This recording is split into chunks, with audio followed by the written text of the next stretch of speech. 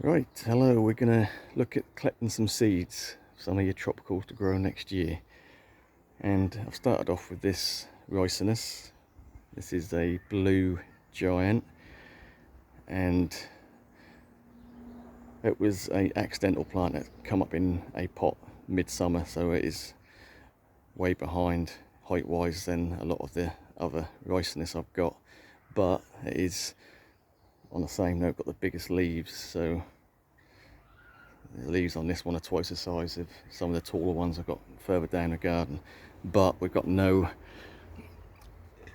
real flowers on that. Well, we've got flowers, but the seed pods are very small. They're not going to have time to mature, so this is not a plant we can connect seeds from. But I just thought I'd show you the fact that even very late in the season you still get good sized leaves on your Ricinus. Right, so we do want to collect some Ricinus seeds.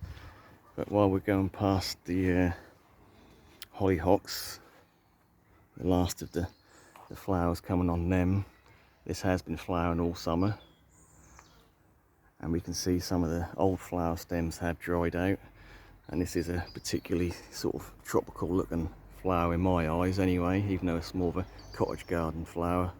You'd associate it with that colour.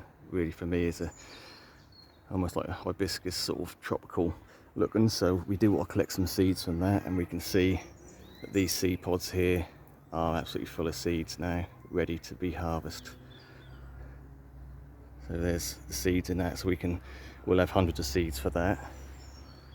And let's not forget the hollyhocks. The foliage is quite sort of, do get fairly big leaves on them, and it doesn't look out of place in a tropical garden, as it were. Alright, so let's get back on subject to the Ricinus. So we've got two types here, and bear in mind the one we see at the beginning of the video had a lot bigger leaves, but these ones are taller, smaller leaves, but we're well ahead on the flowering. So we've got two types here. We've got the red one, which we can see the red flower buds or the seed pods on that. So they're red, and then obviously we've got the blue giant again here. So we've got some that are pretty much getting mature. You really want these to dry out a bit, go a bit more brown than green. But what I can say is we've got another flowering up here, so what I will do is, to give maximum potential for mature seeds, I would cut any small ones off and just keep one bunch of seed pods and let all the energy, limited energy this time of year, less daylight, and decreasing light levels. Heat is getting less and less, getting a bit cooler nights, so we want all that energy to go in one lot of seeds rather than try and get loads of seeds which are never going to mature. Let's just concentrate all that energy going into one lot of seeds, which are going to be them ones.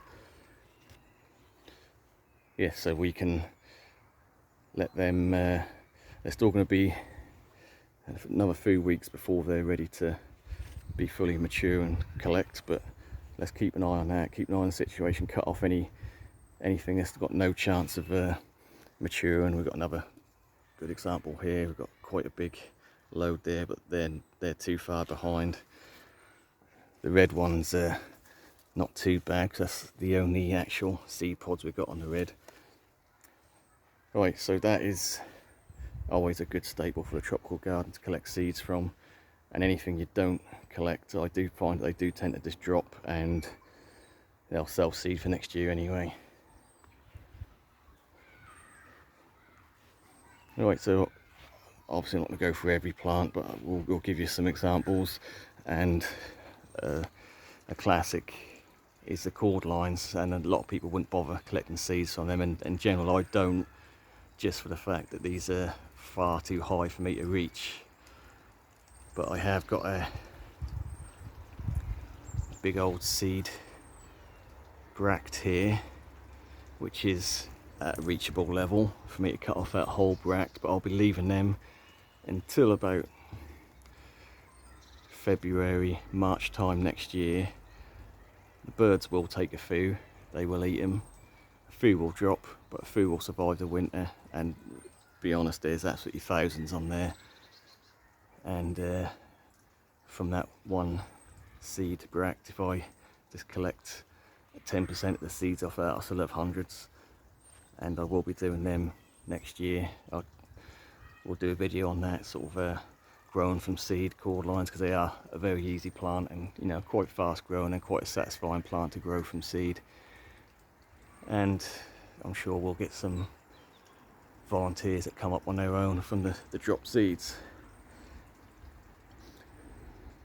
At the end of the day, it's not rocket science. We're going around the garden, what plants we like and what we'd like to collect seeds from. So again, here we've got classic example. We've got